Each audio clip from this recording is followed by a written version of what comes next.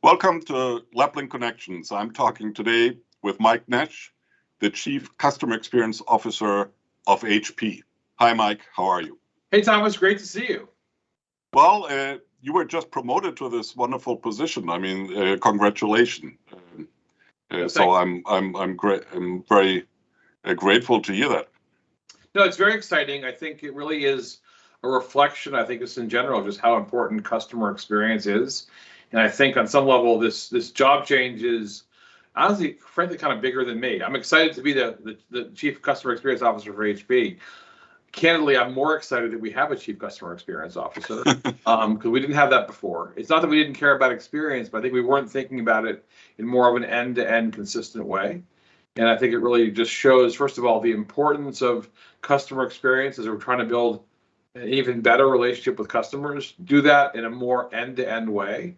And do it in a way that really is consistent, whether you're a customer of our printer business or a customer of our PC business, or you're just cruising our site. We want to make sure that we're treating you in a more holistic way. So it's fun to have the job. I will say a lot of responsibility to sort of sort that out, but I'm very excited about it. Well, and I mean, in today's world, I think to have a demanding and a job you can be passionate for is great. There's probably a lot of people who are sitting at home in their home office who are a little bit frustrated because they are not participating as much in the overall life of companies. But we want to talk a little bit about technology and also about customer service. So perhaps I'll just jump right in. Sure. We really have come a long way with a personal computer that was created in 1981. Great strides in speed, computing power, graphics, connectivity. And still, innovation is going strong. We have so much new innovation. It's quite amazing. So where do you see the new breakthrough that will change the PC experience?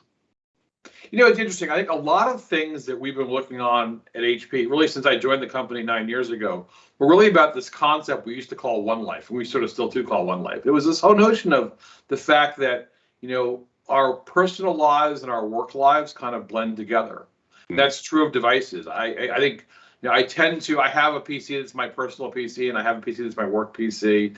I have a phone that's my work phone, but really I don't really segment things that way. There is this interesting blend where I was at a hockey game last night, and I was looking at, I probably shouldn't have been, but I was looking at mail on work stuff, and on one hand you could say, wow, you're tethered to work much more because you have that device. On the other hand, I have the freedom to go not be in front of my computer. This One Life concept was something that we really have been investing in and thinking about for a long time.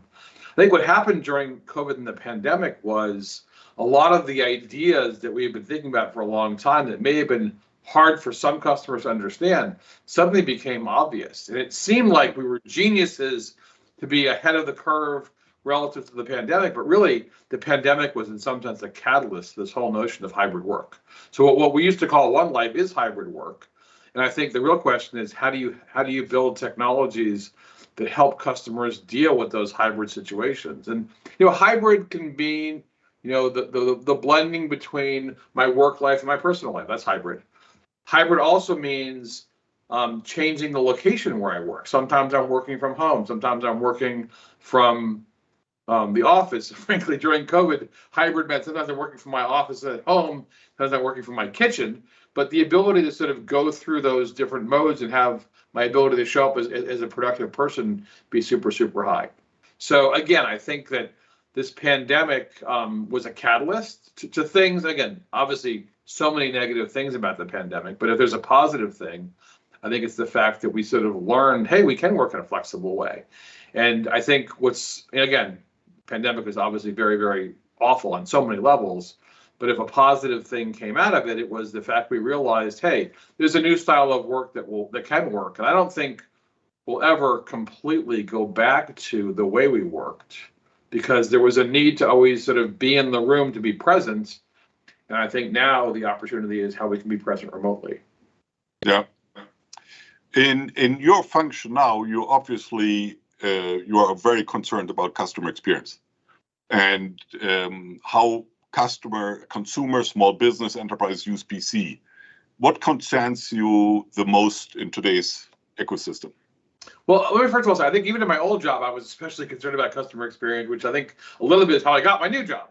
I think it is really about understanding things from the customer perspective and realizing kind of where we go through. The model I spent a lot of time thinking about, Thomas, is, at the end of the day, technology exists to help customers to complete tasks. Maybe that task is I want to be in a meeting or do a podcast like we're doing today. Maybe the task is I want to build a large financial model in Excel. Maybe I want to edit, the photos from my son's basketball game. Those are all tasks. And the challenge is to help make sure we can deliver experiences to help customers to complete those tasks in a way that brings great joy and in a way that reduces the amount of effort for the customer in a way that would, there's good effort and bad effort. I want to have the effort of getting my colors just right in the photograph. That's positive effort. But if I'm spending time futzing around, that's not as good effort. I want to minimize the friction and minimize the effort. And I think, really what it comes down to is starting with understanding those journeys that customers go through and then figuring out how we can apply technologies to make those experiences be very, very magical, but also understanding when they're not magical and understanding how we can use technology to remove some of those barriers that make them less than magical. Yeah. Some PC critics maintain the view that all PC should be in the cloud, where you shouldn't have any devices that you were talking about. Yeah. On the other hand, we see enhanced power capabilities on our desktops, our laptops. Is there really a right answer? Where do you see ourselves in 5 years? Well, let me first say that I think a lot of this is about flexibility and using the right technology for the right job. And I think there's this whole notion of rich internet-enabled applications. And I think at some level, if you look at, a smartphone, that's really what's happening, right? They're using the phone where it makes sense and the cloud where it makes sense. And I think we see that a lot in the phone. I think it's equally true in the PC. But the flexibility is very nice as well. So as an example, some of the rendering we want to do for high performance workloads makes more sense to have a powerful GPU close to me as the end user to drive that. There are other cases where, for reasons of, security or data privacy, you want to have those applications running more centrally. HP acquired, actually another Northwest company, but they're from British Columbia, a company called Teradici I guess 6 or 7 months ago at this point. And Teradici has this very cool technology that works with the various cloud implementations of Windows. So using, the Azure cloud services, using Amazon cloud PCs. But the idea here is to enable high performance, really high fidelity workloads to work on a remote environment. So using Teradici, I can run a PC instance that runs in someone else's cloud, but on my computer have 3 screens. Even though on the cloud, it wasn't provisioned that way. And I have all the experiences of a 3-screen setup, even though my PC applications are running in the cloud. Why would that be important? Well, imagine you and I are working at different locations, but need to collaborate on, a movie that is really large in terms of its assets. It would never be feasible for us to both have a copy of it. It would take too long to move it around. Or for security reasons, our company would want to let us have it off-site. That would be a good solution. But in other cases, it makes sense to have the data where the customer is. I think the key thing here is to build a model that delivers the best possible customer experience, but also kind of insulates the end user from those kinds of details, because why should that be their problem? Yeah, no, that's very true. And one would think that, we use certain devices for the everyday life. I mean, last night I went home, checked my email on the phone until I got the information I got. Then I went up into my office and built the slide deck that we needed today. Yeah. So, different task. Some of the pundits, sometimes, say, oh, I can run my company from my cell phone. Yeah, it's only because you have 20 staffers behind you. That, depends on the company too, right? Yeah, it depends on the company. I can't do that. Anyway, but I think one of the things in your example, which I think is very interesting, is you did part of the task on your phone and you finished it on your PC. And I think one of the things about that is enabling those kinds of transitions from one to the other. I don't know what email server you use, but we use Exchange at HP. Yeah. I think what's interesting about that is that Exchange, is written in a way that helps. It's designed to support you across that transition. You can start a task on your PC, finish it on your phone, or vice versa. When you send a piece of mail from your PC, it's immediately in the sent folder on your phone. And I think that whole notion of, always in sync, accessible from anywhere, that's a fundamental building block of hybrid work. Yeah. It's the focus is the user, not the machine. Yeah. Exactly. But the PC remains a very complex machine, and I think management and support remain a critical part of the user experience. What role are service offerings like device management, data migration, health monitoring playing in the purchasing process? It seems that our friends from Intel are becoming more active with hardware-based solutions like Evo and vPro for hardware and security management. Is customer service a new overriding objective in driving innovation now? Well, I'd say a few things. I think overall, to build the kinds of solutions that, again, are very, very seamless, it's a partnership technology-wise between the hardware at the silicon level, other components on the PC, software running on the PC, software running on the cloud, and the manageability. I look at our devices as service offerings and something we offer in terms of remote management. And all those things are really about making sure that we can deliver a more consistent and frankly easier to deliver solution for IT. I will say that I see the role of IT transforming already. And again, was COVID the catalyst? Probably a little bit. Where, in the past, when I talked to IT managers, they mostly talked about hitting their SLA, and they talked about being, plus or minus a very narrow range around their budget. They don't want to overspend their budget. They also don't want to underspend their budget. They want them to be on budget. And I think those things are still true, by the way, because they still have to hit their security SLAs. But increasingly, what we're hearing is IT managers that are focusing on ensuring employee productivity. So the question is, what are the tools necessary to maximize that employee productivity? By the way, while still hitting their SLA and still hitting their budget. And I think, overall, it is about sort of more consistency, better diagnostics, better remote work. And frankly, I'm sure you faced this at Laplink as well. The number of people, we didn't stop hiring when COVID happened. But you had a lot of people that was a little weird, hiring people you'd never met before. That was a big thing for me. The bigger challenge is onboarding people that never came on site.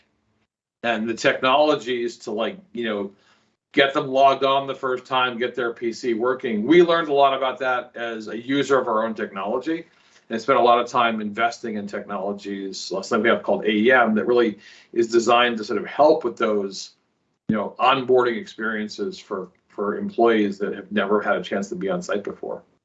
Yeah, we didn't have that much of a problem because we are much smaller in that sense, and so the people coming in, we would ask them not in the first weeks when we were totally locked up, but later to come in at least part-time or do that. But we hear that a lot from the customers, and in our space where we talk about deployment of PCs and migration of PCs, that's where it gets very complicated because you can't install machines very well and migrate older machine to the new machines through a VPN. That will blow up. That was never meant as a big data pipeline. So you have to deal more with local for security reason. And at the end of the day, we have to realize that we had a work PC that was at work. Yeah. Now we need to have a work PC at work, at home, or let's say the work environment. It has to be as secure, as manageable, as effective, because the IT guy can't come to your house and you don't want him at your house to say, oh, let me crawl under your desk. I want to, deal with your PC. So in the hybrid world, actually, it will require more PCs, which would be good for all of us. And it also requires smarter software, smarter hardware to make it all happen. Yeah, it's interesting. I mean, I personally work. I'm definitely a remote worker for HP. HP is a California company. I live in Washington State, so I actually in my home office have, and we're on it right now, a desktop all-in-one PC with two matching external monitors. I love this setup. But I also, when I'm working other places, oftentimes have my notebook plugged into one or more external monitors. I think that's probably the notebook PC plugged into external monitors is more the norm. But making sure that you have an experience where it becomes basically a desktop with external displays and a keyboard and a mouse, like that is the thing we have to optimize for. And think about that. It's about the docking and undocking experience that we've done a bunch of work in our hardware to support that. Microsoft's done some really nice work in Windows 11 to make those things work better. And again, it's the combination where it's I don't want to use too foofy a word, but kind of the harmony between the hardware and the software that makes it happen. It's not a hardware problem. It's not a software problem. It's an experience problem that is solved with hardware and software. Yeah, no, I totally agree with you. And I always get shocked a little bit when employees need 3 monitors at their workspace, and at home they are looking into the 12-inch laptop. That experience has to become the same experience. And as you mentioned, the software company that can create, more monitors from virtual machines. All these kind of experiences are great. It's interesting. I was working remotely for a lot of the summer. I was back east in a different location. And, I had my laptop and I really missed my 3-screen setup. HP makes these really cool external displays that are portable. And I had one of them for a while. And I bought a second one. So then I had my notebook and then 2 displays, just like I have here at home. And, they were 13-inch screens, not the 23-inch screens I'm on here. But I will tell you, having my productivity was so impaired by having even just 2 displays. Getting myself back to 3, I was like back in my comfort zone, and it was just awesome. Yeah, no, absolutely. I totally agree with you. It's a new world. Now, perhaps last question, because you have worked at some great companies. You worked at Microsoft, at Amazon, now at HP, and you experienced probably very different leadership styles, of course, management mobility, all over the place, and exceptional leaders. And especially in those 3 companies are exceptional leaders. What's your advice to young managers who dream of a career in high tech? What are the essentials you learned over the years that, they can learn from? It's a great question. First of all, I mean, the 3 things about those companies and what makes all 3 of those companies great places, and I loved working at all of them, was really the culture. And they were very different cultures. They were strong and they were powerful cultures. I think, you and I spent a lot of time at Microsoft together. For me, the evolution of the, 3,500 employee Microsoft I joined in 1991 versus the, 70 or 80,000 employee. I should have known the number that I left in 2010. I mean, it evolved over time. But I will say that for me, that I think has made me successful as a leader at all 3 of those companies was, and I probably wouldn't have known the words back at the time, but really, as a lot of it is around empathy. I think I ran security at Microsoft from 2002 to 2006. And there were some dark days there when we were learning about, the internet was happening and building PCs that were helping customers using technology that wasn't designed to always be on the internet. That was suddenly always on the internet. Like, it created new challenges and it made us change things around. But I will say that the things I learned that helped make me a better leader when I ran that security business unit was really around empathy for the customer. And there were times where we had a virus that hit a large enterprise company, and I was tasked with talking to IT managers and other operational managers at our customers to hear what their problems were. And it was, I have to say, honestly, there was a lot of time being yelled at. And what I learned was in that process that as a guy that talks a lot, I had to use the mute button very, very extensively to put the phone on mute, sort of look at the clock and give the customer time to explain the issue, to both to get it off their chest, but more importantly for me to understand and empathize with the issue they were facing. And it wasn't about the Windows PC that wasn't working. It was about the part of their business process, painting a truck or scheduling an employee that wasn't working because of something we hadn't done as well as we should have. And that empathy helped me to both prioritize where we spent resources, engineering and otherwise, but also to explain the problem to team members in the company. And I think, when I was at Amazon, the customer centricity of Amazon obviously is, remarkable. A lot of us buy things from them. It is very much a different culture. They used to call it the peculiar culture when I was there, to sort of just think about things in a way that really are so customer centric. And I think, at HP as well, we're obviously very focused on making sure that we're driving employee productivity and using technology to make people's lives better. But the core lesson in a lot of this is empathy. I think the other thing I would say that's really been important for me is figuring out how to integrate technology, customer, and business model. That triangle. I always feel like every day I'm balancing that triangle on the tip of my finger, because it's not just about technology. It's not just about customer. It's not just about business. It's about finding the intersection of those things, which on some level may be experience. But I think understanding how you can use technology to improve the customer experience, and how if you build technology and improve the customer experience, you can build a sustainable business. They're very much, iterative and cyclical. And to me, that was the magic. When I went to grad school, I was an engineer by training and spent time as a software developer. And then I went to grad school. Honestly, the reason I went to business school is that this is a little embarrassing now in my later part of my life, but it's still true, and I'll be honest about it. My mom made me do it. She's like, you have to go to business school. And I was loving being an engineer. But I will say that, when I went to grad school in '89, engineers didn't go to business school. And I was probably one of if not the only, maybe one of just a couple of engineers in my first year class in grad school. Now it's much more the norm, but I think it is the ability to go between business and technology that's so critical. That's what I've loved about my career is the ability to be on both sides of that.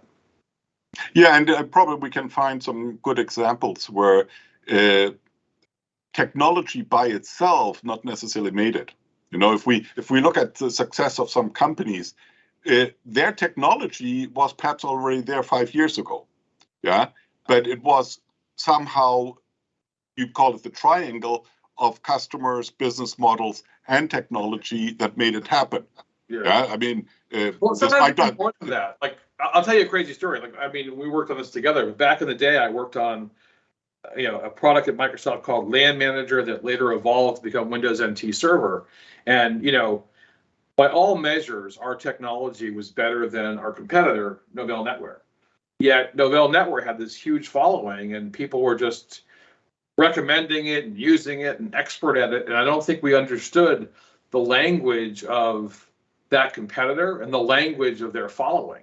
And one of the things that I did, in retrospect, it seems genius. In the moment, everyone thought I was a little bit crazy. But I went to Bellevue Community College, which is now called Bellevue College. And on Saturdays, I took a class in how to be a network operator. And I didn't tell anybody that, I was a product manager at Microsoft. I just signed up for the class, and every Saturday I went along with other people that had, they had other jobs, and they were looking for a career change, and they were going to go become a netware installer. And I sort of learned what was almost a cult following amongst netware installers. And I had lunch with these people and understood what they were trying to do. And I learned the language, and the instructor had lots of stories. And by the way, I never took the exam. I never passed. I never got my grade or passed the test. But I learned a lot about kind of what was going on for that customer base, understand both what they loved, but also what their pain points were. And sort of use that as a way to understand how we could make our products better for customers. Yeah, it's really good story, and I remember LAN Manager dearly, running on OS2, prior to really having Windows NT, and at our worldwide salesman, or at that time in our European salesman, I won the prize for best sales for OS2.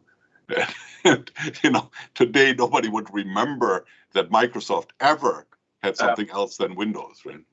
It's funny because if you go back and sort of look at people's like bios, people who've been around the industry for a long time, there's two places I work that pop up a lot as, like people like started there and ended up in cool places. One was Data General, which was my first employer out of college. It was the place where the book The Soul of a New Machine was based on.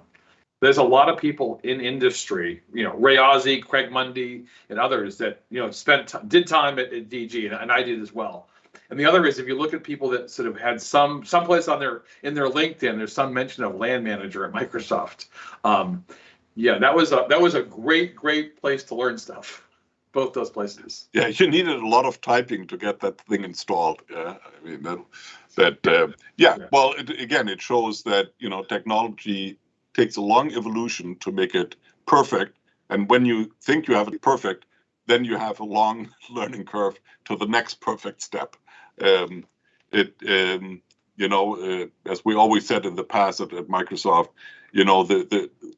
the future is tomorrow, right? I mean, there's more development to do. Yeah. We can never be satisfied, and I think that comes together with what you mentioned a little bit in a job, that you have passion or empathy, for what you do, what the company is doing, and it's not just a job.